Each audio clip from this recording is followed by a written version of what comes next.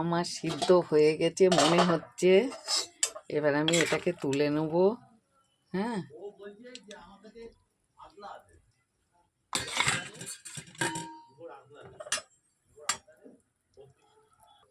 তেলটা আমি দিয়ে দিয়েছি কড়াইতে।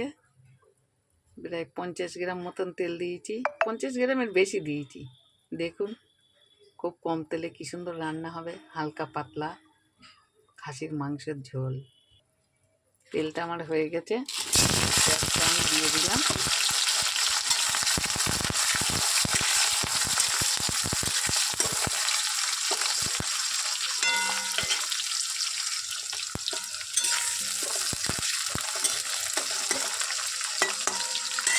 দেখুন আলুটা আমি ভাজা করে নিয়েছি, নতুন আলু 2 পিস করে ভাজা করে নিয়েছি, ভালো লাগবে খেতে।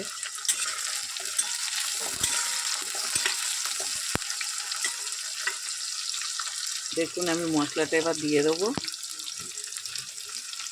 এবার একটু জল দেবো।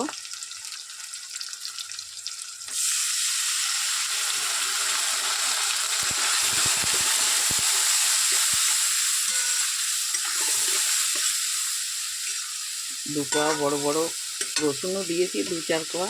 এবার টমেটোটা দেবো।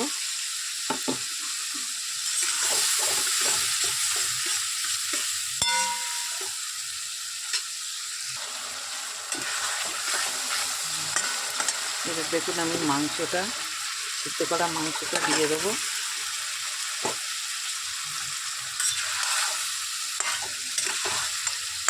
এবার আমি কষাবো, হেভি টেস্ট হবে।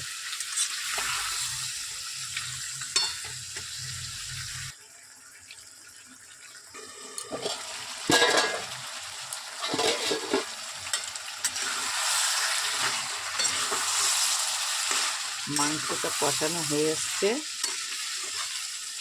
দেখেছেন পেঁয়াজ টেয়াজগুলো কি সুন্দর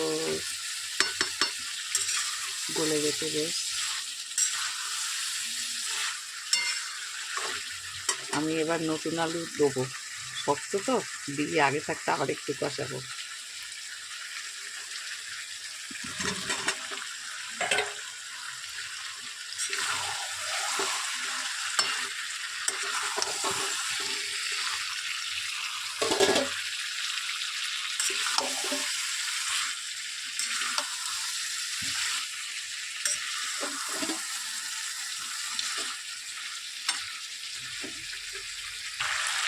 দেখুন আমি আগে থাকতে একটু গরম মশলা দেবো, দিয়ে তাতে কষিয়ে নেবো, সুন্দর একটা টেস্ট বেরোয় তাহলে।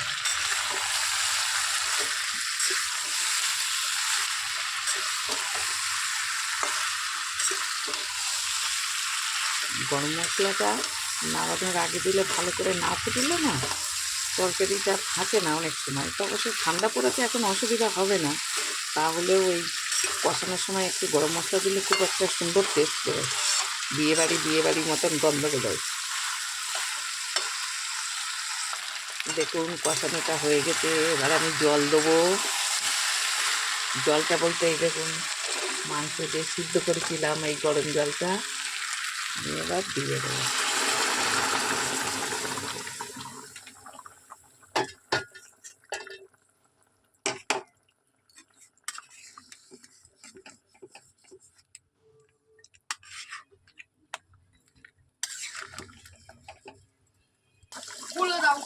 মাংসটা আমার হয়ে গেছে, এবার আমি সামান্য আবার একটু গরম মশলা দেবো।